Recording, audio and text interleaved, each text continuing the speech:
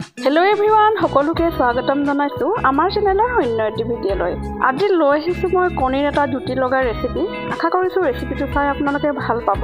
এতিয়া পলম নকৰাকৈ বলক ৰেচিপিটো চাই লওঁ। ৰেচিপিটো বনাবলৈ প্ৰথমে মই কণী লৈ লৈছো 8টা আৰু এইকেইটা মই বইল কৰি ল'ম প্ৰথমে। আৰু এয়া উতল আহি গৈছে, কণীখিনি বইল হৈ গ'ল। মই ধুনীয়াকৈ বাটি এখনত উলিয়াই বাকলিখিনি গুচাই ল'লোঁ। আৰু কণীখিনি মই দীঘলীয়াকৈ কটাৰীৰে কাটি অলপ ৰেপি দিছোঁ। এতিয়া গেছত এটা কেৰাহী পাতি দিলোঁ আৰু দি দিলোঁ তাত অকণমান তেলখিনি গৰম হৈ যোৱাৰ লগে লগে এচিকুট হালধি দি দিলোঁ আৰু এড কৰি দিলোঁ কণীখিনি। হালধি দিছোঁ যাতে কণীখিনি ফ্ৰাই কৰোঁতে কণীৰ কালাৰখিনি ধুনীয়া হৈ থাকে, সেয়ে মই হালধি এচিকুট এড কৰি দিলোঁ আৰু এইখিনি অকণমান ৰঙচুৱাকৈ মই ভালদৰে ভাজি লৈছোঁ।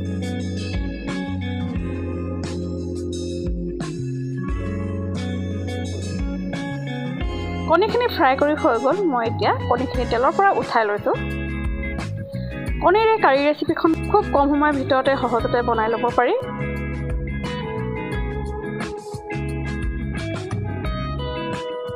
আৰু এই ৰৈ যোৱা তেলখিনিতে এড কৰি দিলোঁ মই শুকান মছলাখিনি। দি দিলোঁ এখিলাত তেজপাত মই কাটি দিছোঁ, এটা শুকান জলকীয়া 2ডোখৰ কৰি দি দিছোঁ আৰু এলাচি দি দিছোঁ 2টা, ডালচেনি 2ডোখৰ, লং 3টা আৰু 1 চামুচ গোটা জিৰা। গোটেইখিনি একেলগে দি মই অকণমান ৰঙচুৱা হোৱালৈকে ভাজি ল'ম। যেতিয়ালৈকে এটা ধুনীয়া গোন্ধ নোলায় তেতিয়ালৈকে মই এইখিনি ভালদৰে ভাজি লৈছোঁ। মছলাখিনিৰ পৰা এটা ধুনীয়া গোন্ধ ওলাইছে। এতিয়া এড কৰি দিলোঁ কাটি লৈছিলোঁ মিহিকৈ 2টা পিঁয়াজ, মই এইখিনি এড কৰি দিলোঁ।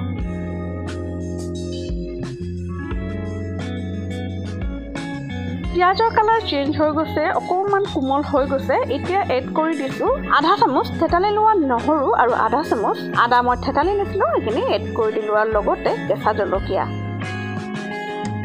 আপোনালোকে নিজৰ ইচ্ছা অনুযায়ী দি ল'ব।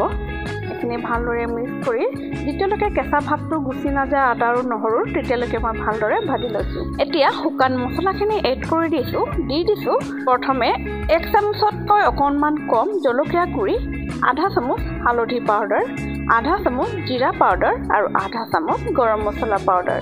এইখিনি দি অলপ মিক্স কৰি, যিহেতু মছলাখিনি শুকান সেয়ে মই অকণমান পানী এড কৰি এইখিনি ভালদৰে ভাজি লৈছোঁ।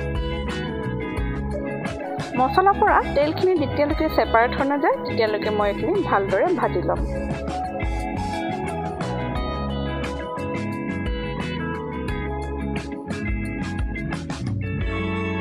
ভালদৰে ভাজোঁতে মছলাৰ পৰা তেলখিনি ছেপাৰেট হৈ গৈছে। আকৌ কিছু দেৰিৰ বাবে মই অলপ ভাজি লৈছোঁ আৰু ভাজি হৈ গ'ল। এতিয়া এড কৰি দিছোঁ আধা গিলাচ পানী। পানীখিনি দি মই ভালদৰে মিক্স কৰি লৈছোঁ। এতিয়া উতল আহিবলৈ দিম আৰু এয়া উতল আহি গৈছে। এড কৰি দিছোঁ মই ভাজি থোৱা কণীখিনি।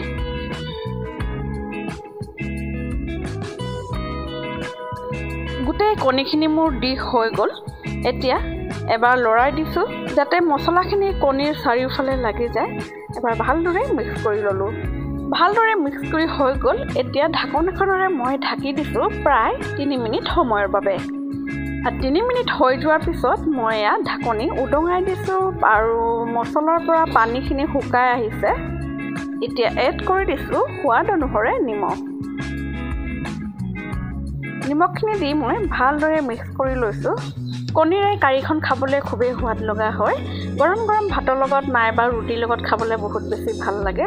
আৰু এবাৰ ভালদৰে লৰাই ল'লোঁ মই কণীখিনি। মই মছলাখিনি আৰু অকণমান শুকান কৰিম, সেয়ে আৰু অকণমান টাইম মই গেছতে থাকিব দিছোঁ আৰু দি দিলোঁ শেষত মই ধনিয়া পাত কাটি লৈছিলোঁ মিহিকৈ, ধনিয়া পাত সেইখিনি এড কৰি দিলোঁ। আকৌ এবাৰ লৰাই দিছোঁ। কণীৰ এই কাৰীখন ৰেডি হৈ গৈছে, খাব পৰা হৈ গৈছে। এতিয়া মই এখন বাতিত উলিয়াই আপোনালোকক দেখুৱাই আছোঁ।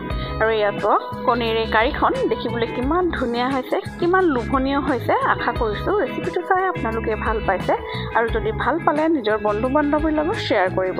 আৰু ভিডিঅ'টো চাই ভাল পালে মোৰ আছামিজ পাকঘৰ চেনেলটো ছাবস্ক্ৰাইব কৰি ল'ব। আজিলৈ ইমানটা সামৰিছোঁ। আকৌ নেক্সট ভিডিঅ'ত লগ পাম। ধন্যবাদ।